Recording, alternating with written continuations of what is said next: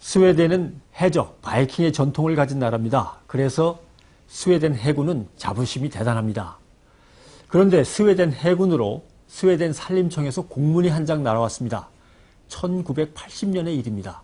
거기에 적혀있는 내용은 군함을 만드는 데 쓸 참나무 목재가 준비가 끝났으니까 인수해 가시오 라는 거였습니다. 스웨덴 해군의 입장에서는 기가 막힙니다. 21세기를 앞두고 있는데 군함을 만들 참나무를 가져가라니 해군이 바이킹도 아니고 왜 군함을 나무로 만들겠습니까? 그 사연은 이렇게 된 겁니다. 그때로부터 150년 전에 스웨덴 국회에서 스웨덴 해군을 어떻게 대양 해군으로 육성시킬 건가를 논의하다가 그러려면 군함을 많이 만들어야 되고 군함을 많이 만들다 보면 참나무가 모자랄 것이니까 참나무를 미리 심자라고 의견을 모은 겁니다. 참나무가 쓸 만큼 자라는 데는 150년이 걸린다고 합니다. 그러니까 1829년과 1830년에 참나무를 심어서 1980년에 베어 쓰기로 한 겁니다. 그래서 스웨덴의 산림청은 스웨덴의 그 커다란 베테른 호수 한가운데에 있는 비욘세 섬에 참나무 2만 그루를 심어서 150년을 가꿉니다. 그런 다음에 1980년 해군에게 공문을 보내서 가져가라고 하는 것이죠. 참 어떻게 보면 우스꽝스럽기도 하고 기가 막히게 엉뚱하기도 하고 바보 같은 짓입니다. 우리 같으면 그랬을까요? 아마 대원군 때 심어서 이명박 대통령에게 가져가라. 아마 이렇게 한다는 얘기인데 우리는 아마 그러지 못했을 것입니다. 그런데 그 스웨덴의 비욘세 섬은 그 후에 어떻게 됐을까? 물론 나무는 필요가 없으니까 베질 않았습니다. 그래서 스웨덴의 비욘세 섬은 스웨덴의 최고 가는 국가의 보물이 되었습니다.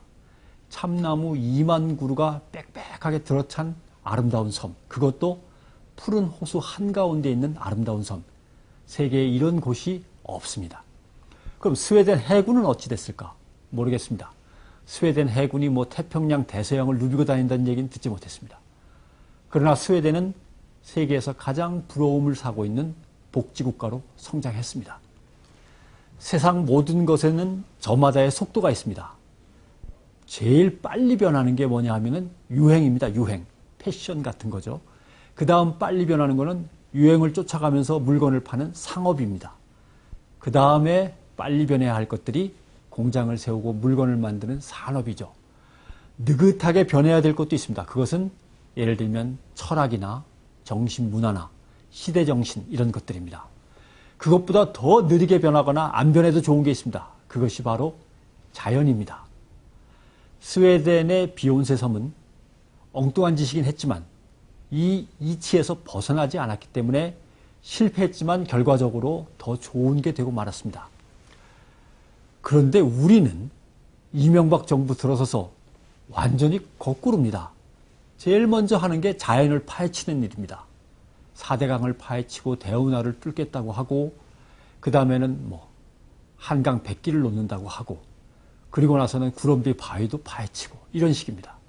이렇게 가장 느리게 또는 가장 천천히 보존해 가야 될 것부터 파헤치면서 지난 4년을 보내왔습니다. 이것은 역사로 본다면 순리에 거스르는 반동의 역사죠. 그 반동의 역사가 치를 대가는 아마 엄청나게 혹독할 것입니다. 대개 재해를 예방하는 데 드는 비용과 재해를 맞아서 복구하는 데 드는 비용은 5배에서 10배가 든다고 합니다. 그러면 우리 돈으로 파헤치고 우리 돈으로 다시 복구하면 얼마나 우리는 손해를 보는 걸까? 그나마도 이거는 돈으로 계산이 되는 겁니다. 국민과 정부 사이에, 국민과 해군 사이에 깨어진 신뢰는 어떻게, 언제까지 복구가 되겠습니까? 지금으로서는 답이 안 나옵니다. 참 갑갑한 시대입니다.